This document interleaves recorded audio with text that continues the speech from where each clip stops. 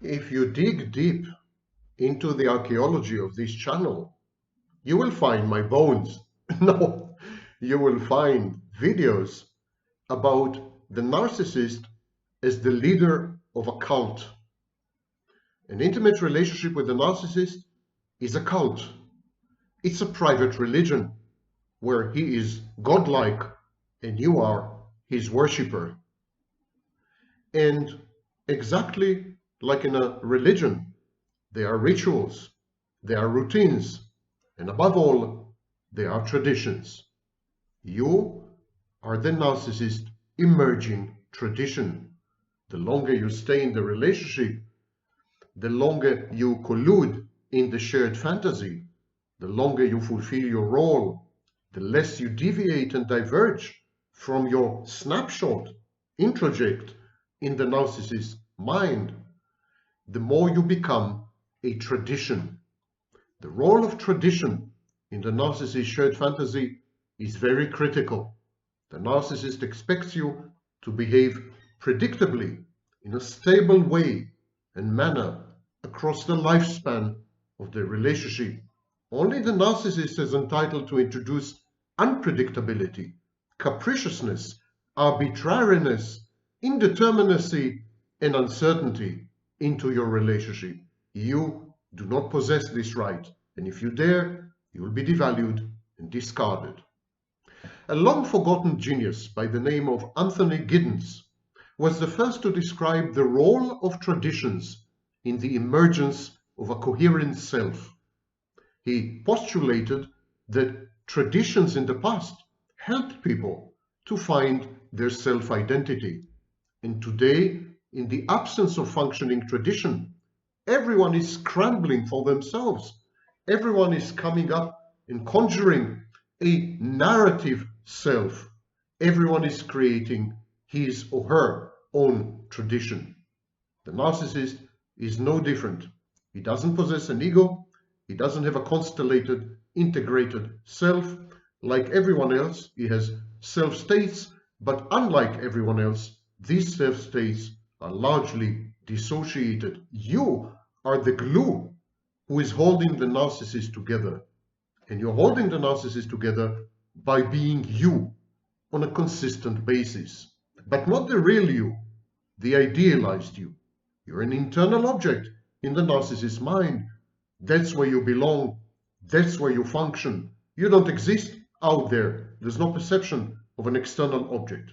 Today we're going to discuss an intriguing concept by Anthony Giddens, first suggested in the 1990s when I started my work on narcissism. And this is the concept of the reflexive self. The reflexive self is very respondent to traditions and cults and religion and rituals. Now, following this introduction, you're going to be submerged into the icy waters of socio-psychology.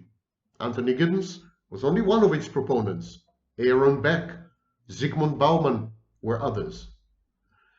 I also recommend that before you watch this video, you go to another video that I've made 2 days ago about ontological insecurity, narcissist's inability to trust people, inability to trust himself, and inability to trust the world.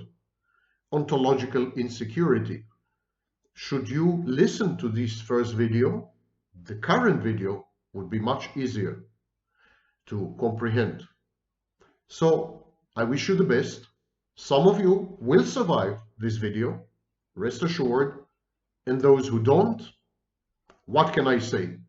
Viewers are like buses, they come and go.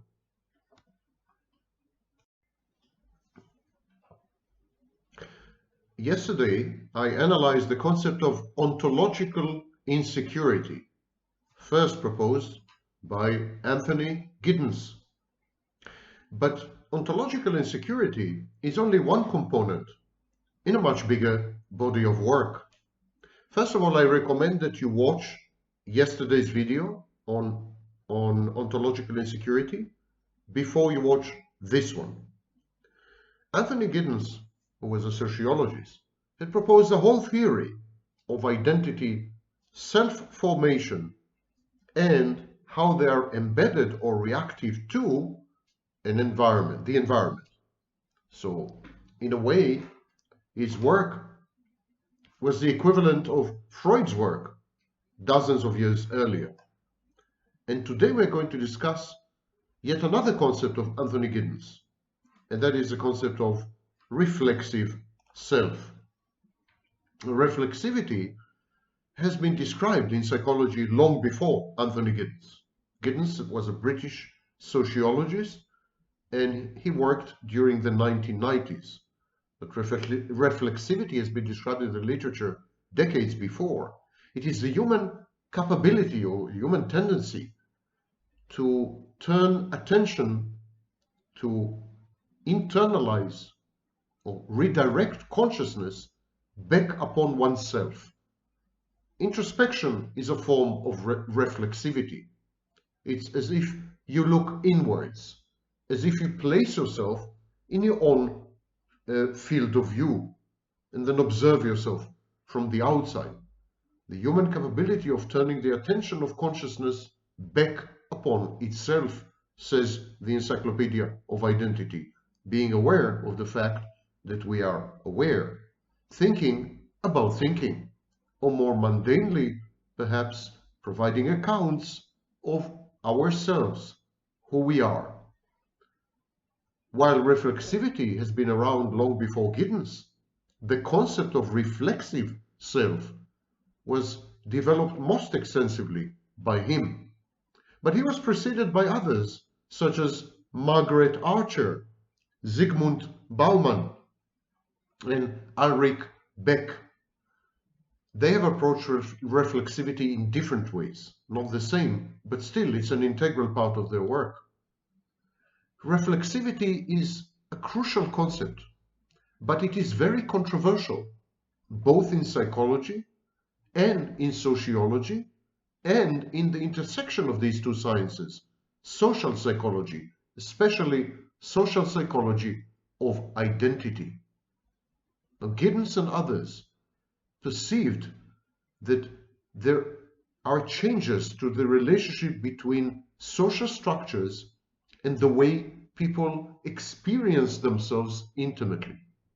Long before Giddens and others, even Freud realized, Adler, Freud, Jung, others, they've all realized that interacting with other people, object relations, are crucial to the formation of a sense of self, of a self-identity. Much later in the 60s, many British scholars, such as Gundry and Fairbairn and Winnicott and others, have suggested that what we call the self is actually the intersection of multiple interactions with other people. The self, therefore, is not a unitary, immutable entity, but is a reflection of relational dynamics. So, Giddens' work on reflexivity relied on a very long tradition of believing that our actions within social structures, upon social structures, and with others, these activities, these actions, choices, decisions, and interactions put together form what we call, euphemistically perhaps, the self. Giddens' model of selfhood consisted of three components: the unconscious, the practical consciousness, and self-reflexivity. The unconscious is, of course, of primary importance in almost all modern psychological theories. I'm not talking about behaviorism and experimental psychology. I'm talking about psychodynamic theories.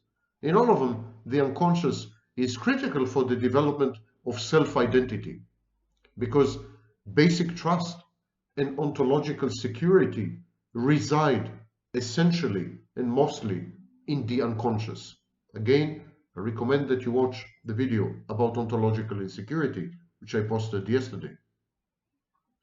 The experience of what Erickson called the basic trust at the unconscious level in infancy provides the individual with a secure orientation towards the world, towards others, and ultimately towards himself. And this protects the individual from engulfment and from other threats to identity. So the sequence is basic trust in infancy with a mother who provides a secure base, and then ontological security, and then a sense of secure attachment and self-identity which protect the individual against risks to identity such as engulfment. Borderline, for example, doesn't have this, so she has engulfment anxiety. The narcissist doesn't have any of this. He doesn't have basic trust. He doesn't have ontological security. So the narcissist has impaired reality testing and is unable to interact with the external world. He's totally immersed in his mind, where he's on a constant quest to interact with and dialogue with internal objects, very indistinguishable from psychosis and the psychotic hyper-reflexivity. Still, all of us, narcissists, borderlines, healthy people, even psychotics, we are faced with reality. We are faced with ontology. There are demands associated with being and demands associated with existence and the exigencies and vagaries of day-to-day life. We call these ontological demands.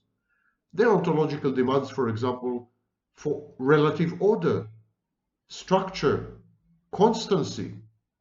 Everyday life, starting in infancy, must be structured somehow.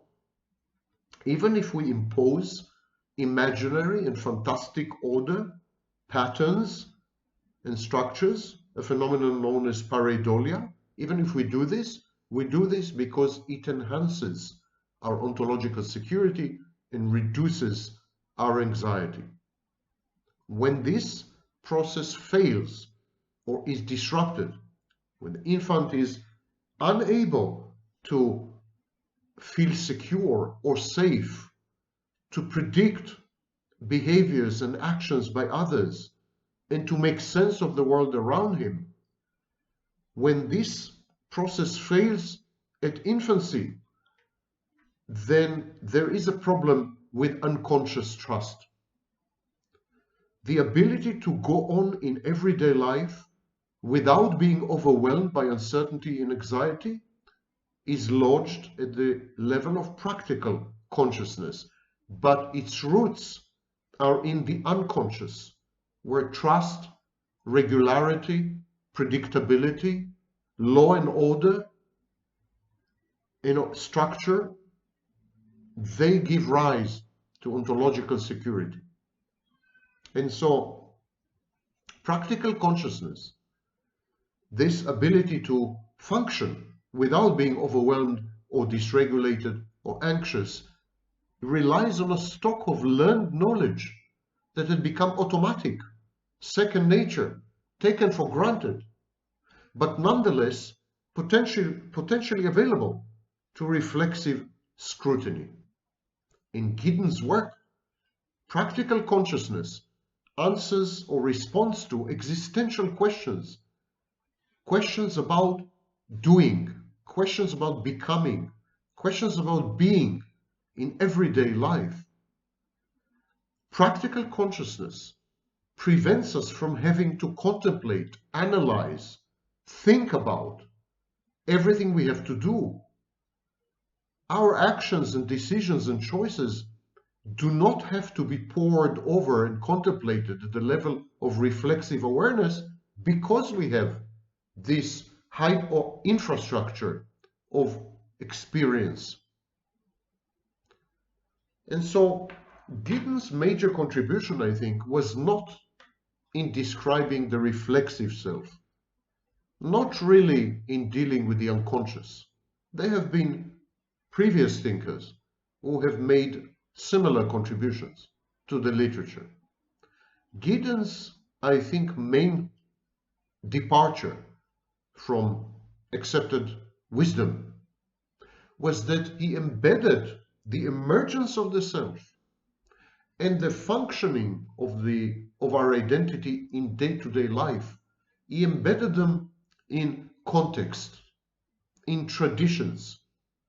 He believed that the social environment, society, helps us to consecrate trust in the coherence of everyday life.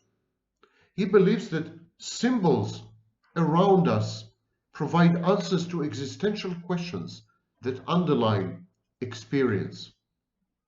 In other words, he did not believe in the separateness of the individual, divided.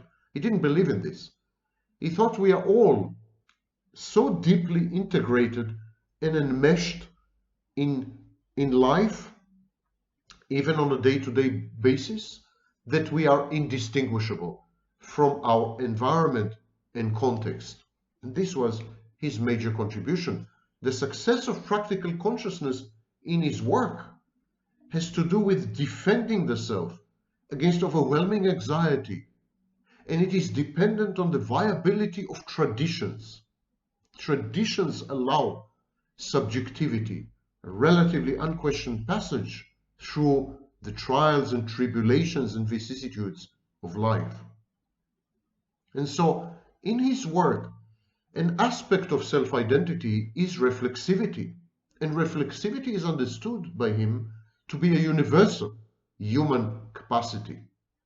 Any awareness of the self as a self, in some form, is by definition a reflexive act, a reflexive feat.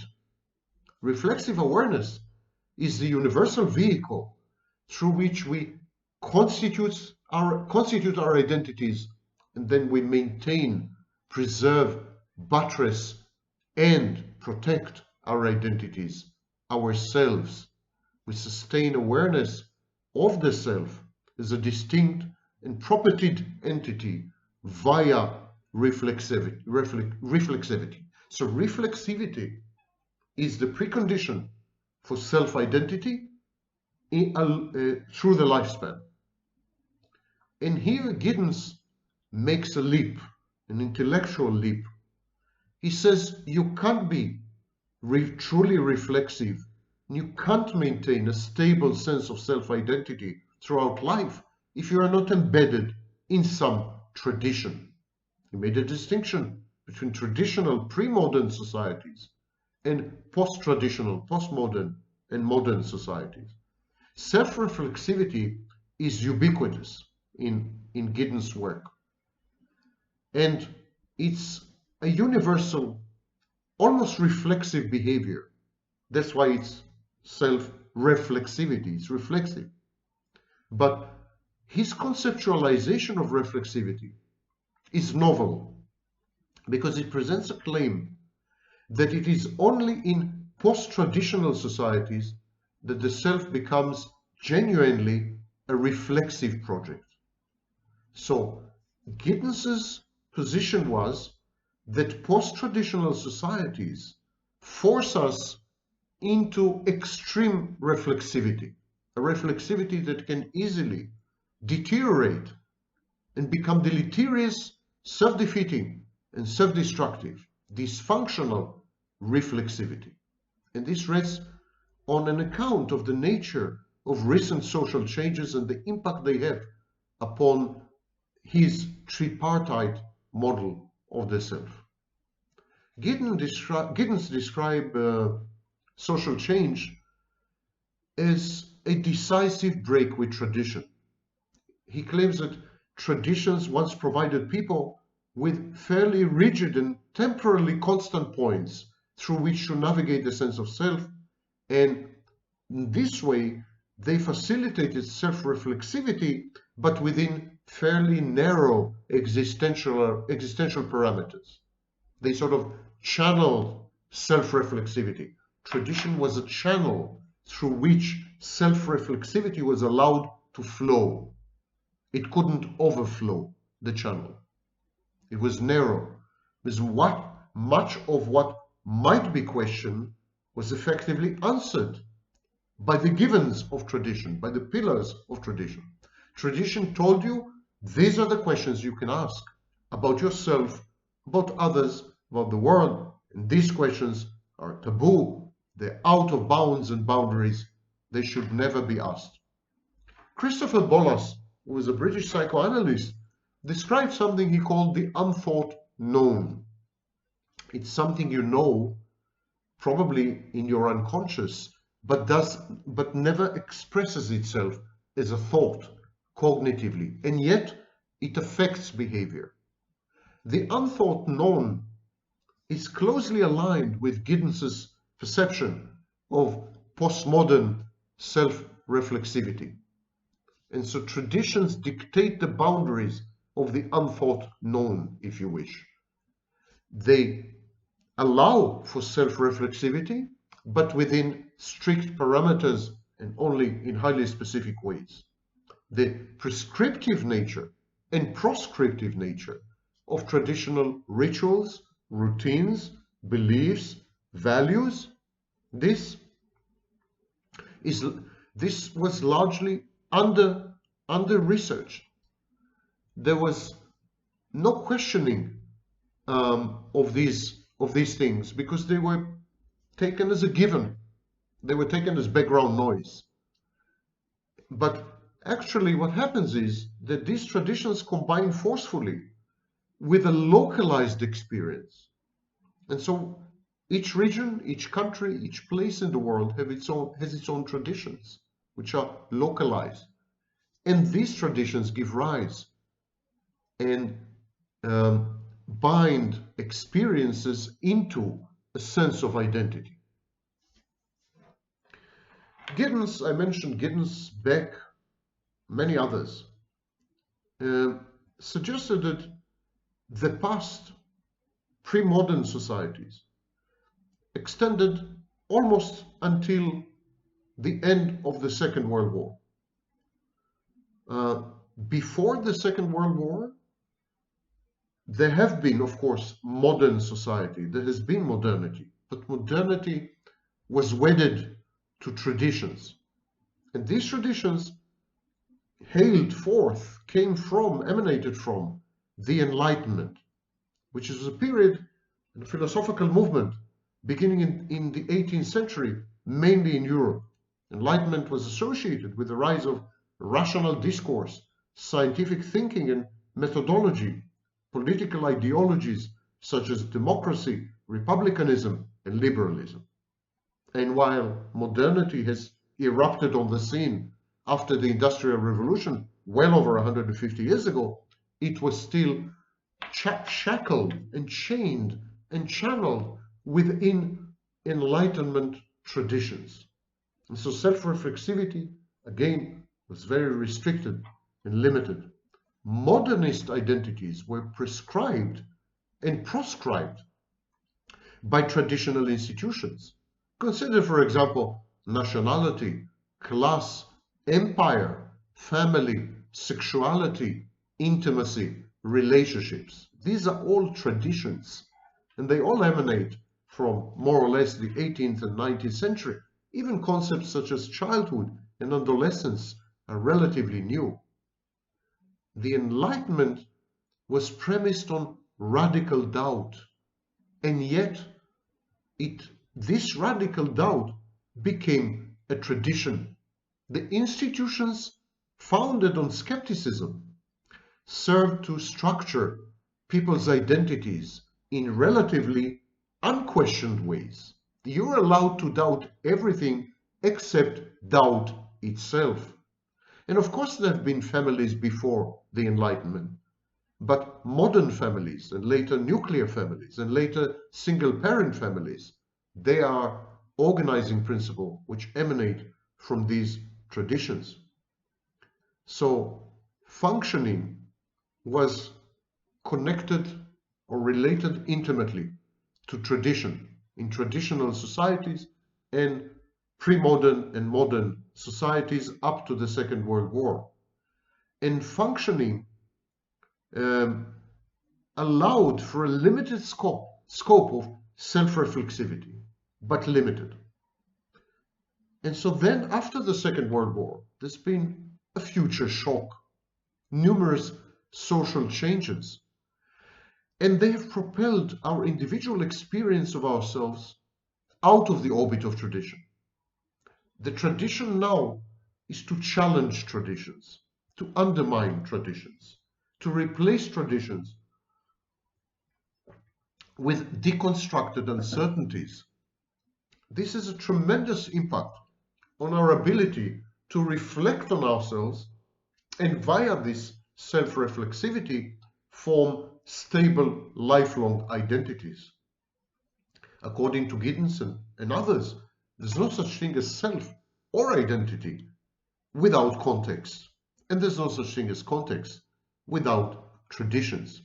Factors associated with the late 20th century and early 21st century contribute to this fuzziness, blurriness, and instability of a sense of self or a sense of identity.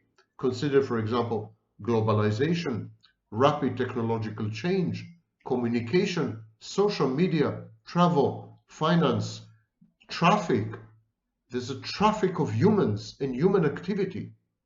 And this constant friction between competing histories, competing experiences, competing laws, incompatible traditions. The tradition, for tradition to shape identity, it needs to be consciously understood as tradition, accepted as tradition, and succumbed to as a tradition. But when you're in a globalized world with increasing exposure to other people who come from other cultures and other societies with their ideas, their behaviors, their collective ways of doing things, this works against understanding anything as a tradition. And the consequence of this dynamism of social change, the consequences are that we are afloat, we are adrift. The institutions through which social relations were organized and defined are no longer static. There are no unifying external criteria. And what had replaced stability is a constant, chronic, reflexive approach to both knowledge and to practice, and to yourself, and to others. This constant reflexivity, self-reflexivity and other reflexivity, that can never be switched off, that is a kind of background process. This has a profound impact on the structure of the self. This collapse in traditionality, this change as the constant, this has destroyed our ability to form selves. And the upshot of this is the extension of reflexivity at the level of self-identity, but without any discernible success. In such a world, we find it increasingly difficult to build our life stories according to the taken for granted knowledge stocks of practical consciousness previously provided by traditions. Narratives were dictated by traditions, and the self is a narrative. Instead, we develop our own narratives, and our accounting for ourselves is marked by a pervasive reflexivity, says the Encyclopedia of Identity. Now, there have been many theories, and there have been consequently many arguments, and there are substantial differences in how we deal and how we conceptualize this explosion or extension of reflexivity. And what is the subjective experience? How do we subjectively experience this constant reimagining of ourselves, this constant observation of ourselves in our field of view? Social media is just a technological way of expressing this out of control self-reflexivity. We need to It's as if we need to behold ourselves to believe that we still exist. If for some reason we are not seen, either by ourselves or by others, we feel annulled. We feel that we had vanished and disappeared. And this extension and the implications of this extension of reflexivity are unfolding as we speak. But there is a general consensus that individual identities are increasingly marked by malignant, cancerous self-reflexivity at the expense of taken for granted knowledge and traditions. And so ontological security, the basic security about conditions, routines, circumstances of life, one's own existence as a separate self, ontological security is ever diminishing, and it's a serious risk. And so there is a tendency to view the situation as a dilemma for the self. On the one hand, the fact that yourself is in flux, that it is not stable, that it is flexible and reactive, it is experienced sometimes as a sense of liberation, a sense of empowerment and mastery, of being able or even being required to have more choice in the way that we fashion our relations to others, developing our own autobiographical trajectory. So I personally believe that this empowerment is the outcome of cognitive dissonance. We feel so uncertain, we feel so insecure that we are lying to ourselves by becoming grandiose. We are telling ourselves delusionally that we are more powerful, that we are empowered, that we are omnipotent in effect, because we now own the ability to fashion and sculpt and structure our self-identity out of nothing. We are godlike. It's creation all over again. It's Genesis. Each and every one of us, not bound by any traditions, can now foster and engender a self that befits one's own preferences, priorities, predilections, proclivities, emotions, fears, hopes, wishes, and so on. And so this power to shape yourself is perceived as divine and is sought after by an increasingly more narcissistic population. But on the other hand, this very situation and this very undisputed newly acquired capabilities to self-reflect and self-form, self-structure, self-become, these new powers, they're fraught with anxiety and uncertainty. And this anxiety and uncertainty stretch well into the unconscious, because constancy and permanence of the world out there, constancy and permanence of relationships with object permanence, object constancy, they are prerequisites, they're preconditions for basic trust. And if you cannot trust, what are you left with? What are you left with but desperate improvisation in a world that is increasingly perceived as more and more hostile, less and less amenable to accommodate your needs, including deeper psychological needs?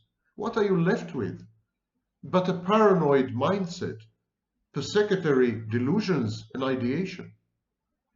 For Giddens, the balance is tipped toward the positive, because Giddens said that we can increasingly establish the character of our identity through reflexivity and reflexively made choices. He said there's an emergence of the reflexive project of the self. Giddens, Beck, Bauman, they all pursued the conceptualization of reflexivity theoretically rather than empirically. And so when these ideas of new self-empowerment in a world governed by humans who had become gods. When these ideas were put into the test, empirically investigated in studies, the role of reflexivity in contemporary identities has started to gain momentum as a legitimate research project. There have been numerous studies now based on structured interview data, and they've offered some qualified support to the claim that self-reflexivity is the contemporary organizing principle of identities. There's been even a strong case that social structures still underpin identities in different ways, feeding into some aspects of the critical reception with which claims of extended self-reflexivity have been greeted. But these empirical studies did not delve into the subjective experience of shaping oneself. This power granted to us to reflect upon ourselves and thereby form ourselves, make ourselves become. This power comes with enormous and daunting responsibilities, as Jean-Paul Sartre has observed. We now have the power of the gods to choose and to decide, and with it come all the anguish of the gods over such power. Power has a price. The criticism of the conceptualization of heightened self-reflexivity stems from concerns about the ideology behind Giddens's theory and work. There's an apparent neglect of the contextualized, specific and situated nature of the construction and maintenance of identity. There are ways in which the reflexive capacity or capacities of identity are always already physically embodied. They become habitus, kind of, and at the same time socially embedded. So this encourages a re-emphasis on the cultural, the material, and the affective parameters of identity formation. In short, this new project of self-discovery may be more wishful thinking than actual. When we assign increased perspicuity to contemporary reflexive selves, there is a danger of losing sight of the ways in which reflexivity emerges from a complex interface of socially and culturally stratified, classed contexts, dynamic interpersonal relations, and psychodynamics. We can't simplify the whole thing and say, if we reflect on ourselves, we thereby become ourselves. Because there are numerous other stakeholders at play, not the least of which is other dynamics, psychological dynamics inside ourselves and our introjects, but also social players and structures, institutions, contexts and environments. They're all participants in our self-formation and identity formation. These contexts shape not only the way choices become reflexively known and acted upon, but also the forms of reflexivity through which the self engages with and is constituted through social reality. So the structural basis for the differentiation of reflexivity seem to emerge out of much more nuanced symptoms of social changes.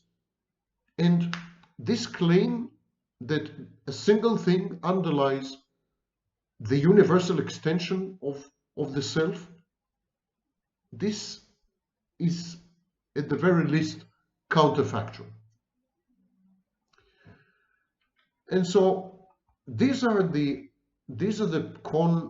pro and con arguments with regards to Giddens's work.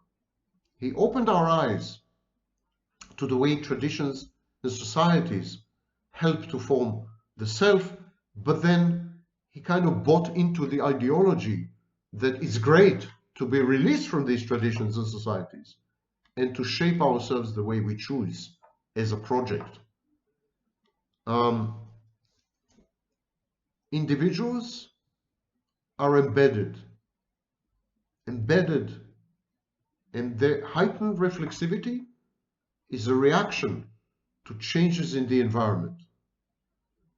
And structures and institutions and others, and our own psychodynamics, determine who we ultimately become. The end result is to say that extended reflexivity relies on excessively voluntarist notion of the individual agent, when actually it's a myth, it's fiction. Despite all this, the concept of reflexivity is central in the new debates on the relationships between structure and agency in social theories of identity. The structures which are there, out there, they're strong, they're almost immutable, and there's the agency of the individual. It is the interplay between these two that helps to form identity. Social changes affect us and affect interrelationships of psychological and social dynamics. And this is Giddens's main contribution. The empirical evidence is, to use a British understatement, qualified. And the criticism is strong and convincing.